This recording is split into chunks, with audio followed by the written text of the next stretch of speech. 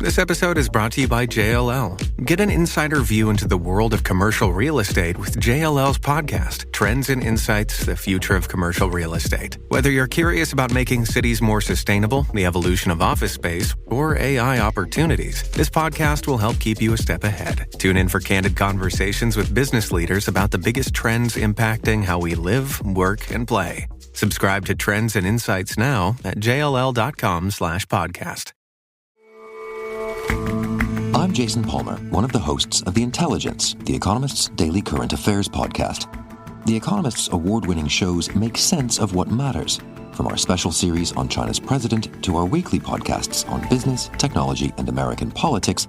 Our journalists provide fair, in-depth reporting on the events shaping the world. To get the annual plan for less than $2.50 per month, search for Economist Podcasts Plus to start listening today. This is Optimal Finance Daily, episode 2621. 5 Things You Need to Know Before Buying a House by James Altucher of jamesaltucher.com. And I'm your host and personal finance enthusiast, Diana Merriam.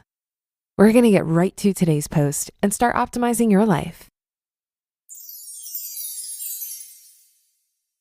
5 Things You Need to Know Before Buying a House by James Altucher of jamesaltucher.com. I hate buying houses. I don't hate many things, but I've lost millions of dollars buying houses. The stress is unbearable when you need to sell it, and you have no money when you need it. It's a prison. The white picket fence is the prison bars. The bank is the guards looking in, and the need to protect your family keeps you in a solitary confinement of guilt and anxiety and stress. I won't give all the reasons. Google Altucher and home ownership. I wrote about it a few times. Then someone wrote against my arguments, and I responded to those. On and on. But some people simply must own homes. I will no longer argue with them. Everyone wants to know, is now the right time?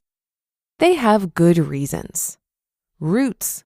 A lawn for their kids. Somehow lawns cost $100,000 down payment and huge interest rates. A place where they know they can be for 20 years, even though on average, Americans buy new houses every 5 years. They love the neighborhood and there are no rentals in the neighborhood. They think it's an investment. And it's the American dream. Blah. Fine, buy a house. Never forget that you're being brainwashed by banks, by marketing campaigns, by Fannie Mae, controlled by the government, by your job that is afraid of you having mobility, by governments that love to know where all of your assets are when they need to seize them, and so on. As long as you're aware of those, then you're ready for what I write next. But please, at least do the following checklist before you make this decision. You have to say yes to all of what follows, and then it might be a decent choice for you. A, you love toilets. Or talking about them, or talking to people who love toilets. Because I hate to be the one to break this to you, but you're losing your hair. And clumps of hair will get in your pipes, and then your toilets will stop. And when guests are over, the toilet will overflow and stuff will go all over the floor. It will happen. Good luck. B, you love Home Depot. Love it. It's so amazing. Empty aisle after empty aisle. It stretches to infinity, and nobody seems to work there. It's like an abandoned Death Star. Where did all the stormtroopers go? Is there one goddamn person who can tell me where the air conditioners are? And then the bug spray and the shovels. I need a shovel now, but there's nobody. C, you don't know how to add. I have nothing against that. A lot of people can't do basic addition. I'm one of them. Again, I lost millions. If you don't know how to add, I have a solution that makes it so that you don't need to know how to add. But first, what is the true cost of your house? Own equals down payment plus size of mortgage plus all the interest payments plus all the taxes, which can't be calculated since taxes will go up in unexpected ways, plus all maintenance, which also can't be calculated, plus opportunity cost of time, which is minimal because you love Home Depot and toilets. Rent. All of your rental payments added up minus what you would make buying bonds with the money you would have used on a down payment. Then compare the two. Which one is more? Don't do the choice that adds up to more unless see parts D and E. You can argue that I should also minus what one would make from the rising value of a house.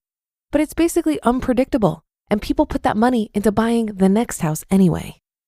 And if you believe in housing as an investment, you can rent and then take what would have been your down payment, borrow 100% against it, this is allowed in any bank, and buy a residential REIT on the stock market.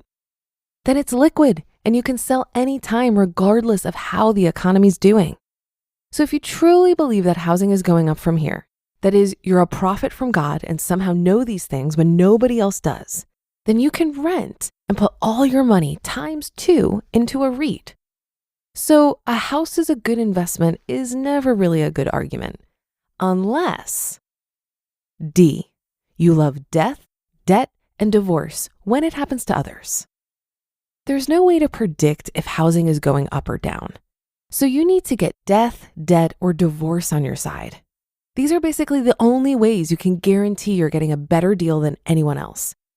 If every house in an area is going for $400,000, then you want to make sure that you don't pay more than $200,000 to $250,000. That's called good investing. Good investing is not about predicting the future. It's about getting a deal. This is an important concept no matter what you're investing in, and it's the concept everyone forgets. You get a deal when someone dies and the kids don't want to handle the hassle. You get a deal when two people get divorced and they need to sell their house quickly regardless of price. And you get a deal when someone gets into too much debt and, for instance, is foreclosed on. That's it. Sometimes you get a deal when someone has to move for work, but also in these days, this is usually related to debt. Don't buy a house unless you're getting a deal, even if you've convinced yourself you'll be living there for 30 years. Remember, you can't predict the future.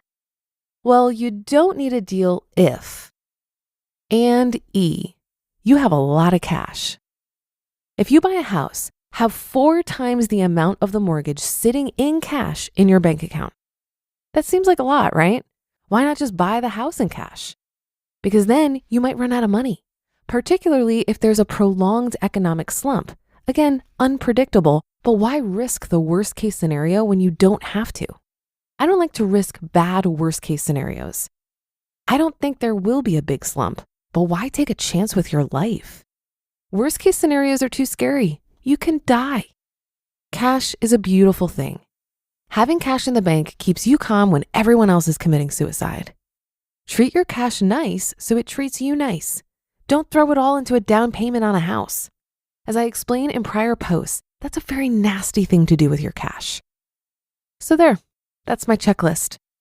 I assume you do all the other things, whether you rent or buy. Look for good schools, live in a nice area, etc. This is not an argument against buying a house. I respect that many people want to own a home for whatever reason. This is just my checklist. This is an argument to keep you sane so you can focus on other things in your life. Follow this checklist, and whether you rent or own, you will preserve enough of your sanity to be able to be creative and explore the world. Be an explorer, not a prisoner. You just listened to the post titled 5 Things You Need to Know Before Buying a House by James Altucher of jamesaltucher.com. And I'll be right back with my commentary. TIAA is on a mission. Why? Because 54% of Black Americans don't have enough savings to retire. So in collaboration with big-name artists like Wyclef Jean, TIAA released Paper Right, new music inspiring a new financial future. With 100% of streaming sales going to a nonprofit that teaches students how to invest. Stream Paper Right now and help close the gap.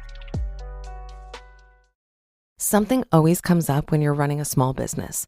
Any business owner will tell you that. Running a business is just plain hard. Endless to-do lists, employees to take care of, and your ever-present bottom line. So if you're a small business owner, kudos to you for staying on top of it. And now I have a solution for you. I want to tell you about Gusto. Gusto built an easier and more affordable way to manage payroll, benefits, and more. They help over 300,000 businesses by taking the pain out of tasks like automated payroll tax filing, direct deposit, health insurance administration, 401k, onboarding tools. You name it, Gusto makes it easy. And they really care about the small business owners they work with. Their support team is attentive and helpful. And since money can be tight right now, you'll even get 3 months free. Just go to gusto.com/OFD and start setting up your business today. You'll see what I mean when I say easy. Again, that's 3 months of free payroll at gusto.com/OFD. I will admit that I got incredibly lucky on my house.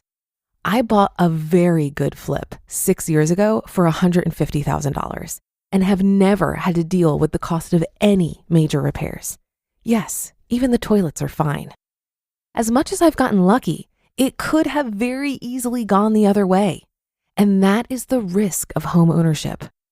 I've seen data that supports that on average over long periods of time, renting and owning work out to be about the same cost-wise. I agree with James that your mortgage is the least you will pay when you decide to own your home. With renting, your rent is the most you will pay. But you face the reality of being priced out by rising rents. So for example, in New York City, I had to move almost every single year because the rent went up $100 a month. You might also disagree with your landlord on required maintenance, like when one of my New York City landlords refused to get an exterminator for our roach problem.